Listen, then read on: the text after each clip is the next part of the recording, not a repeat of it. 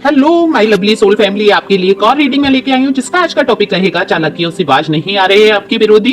तो रचनाएं रच रहे हैं, नई नई चालें चल रहे हैं, तो इनकी क्या चालें रहेंगी आपके विरुद्ध, क्या साजिशें ये रचते हैं, कैसे इन्होंने आपको परेशानियों में डाला, तो यही देखेंगे टैरो कार्ड के माध्यम से। और ये जनरल रीडिंग होती है, हो सकता है आपसे रिजोनेट हो और नहीं भी, तो जितना आपसे रिजोनेट होगा उतना आपके लिए, बाकी किसी के लिए हो सकता है, क्योंकि बहुत सारे लोग देखते हैं ये रीडिंग को, तो पता नहीं किसकी एनर्जी आ रही है। जिसकी भी एनर्जी पिकअप हो जाती है रीडिंग उसी की हो जाती है।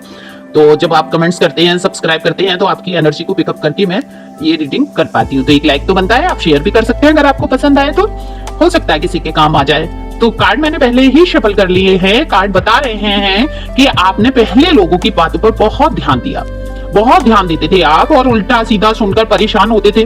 तो जो आपके विरोध में रहते थे उन लोगों ने आपको दिखाया कि वो आपके बहुत सगे हैं, और सगे बनकर आपको इधर उधर की बातें सुनाकर परेशान करते थे। आप समझ ही नहीं पाते थे कि ये लोग केवल आपको टेंशन देने के लिए ही झूठ मूठ की बातों को आपको आके बताते हैं, आपको बताते हैं, आपको पता भी नहीं होती।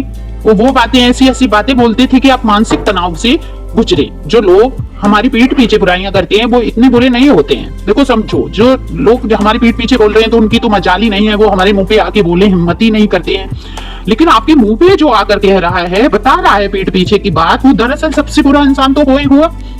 मैं तो उसको ही मानती हूँ सबसे बुरा इंसान। पीठ पीछे की बातों को मिर्च मसाला लगाकर आपको बताते हैं, उसे सुनकर जो परेशानी होती है वो आप लोगों से अच्छी तरीके से कौन जान सकता है कि ये लोग जो मसाला लगा के और बातें बना के जो बताते हैं कि तुम्हारे बारे में उसने ये कहा, उसने वो कहा। तो और फिर जब आप इतना परेशान हो जाते हैं तब ये मजे लेते हैं आपके। लेकिन देखो, कुछ लोग आपको सावधान करने के लिए कुछ बातें बता रहे हैं, तो वो तो ठीक है कि सावधान हो जाओ, इस तरीके से बात हो रही है। बाकी लोग जो बातें इधर उधर की लाकर आपको बताते हैं, तो ये दुश्मन से कम तो नहीं हुए मेरी नजर में, तो ये सबसे बड़े दुश्मन है। पीठ पीछे की बातें जो लाकर हमें बता रहे हैं, हमें परेशानियां हमारे सामने खड़ी कर रहे हैं, तो और आप परेशान होते हैं या किसी से उनकी बातों में आकर लड़ बैठते हैं, तो ये मजे लेते हैं। तो इनकी अब यही नई चाल है कि आपके जीवन में कैसे जो है जहर घोला जाए।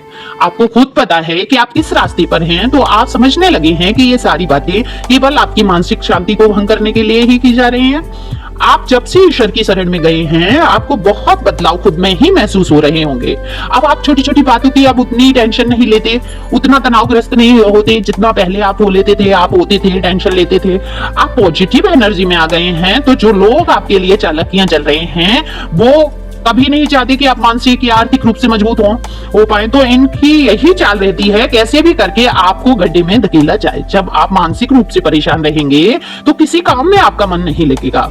जब आपका मन नहीं लगेगा किसी काम में, तो आप अपने काम पर ध्यान ही नहीं दे पाएंगे और आपकी आर्थिक स्थिति भी खराब होती जाएगी। यही चल रहा है इनकी सोच में, और यही चालें चल रहे हैं। लेकिन आप ये सफल नहीं हो पाएंगे, ईश्वर आपके साथ है। तो जो आपने राह पकड़ी है, खुद को हर बात के लिए मजबूत बनाया है, वो ईश्वर का ही एक चमत्कार है।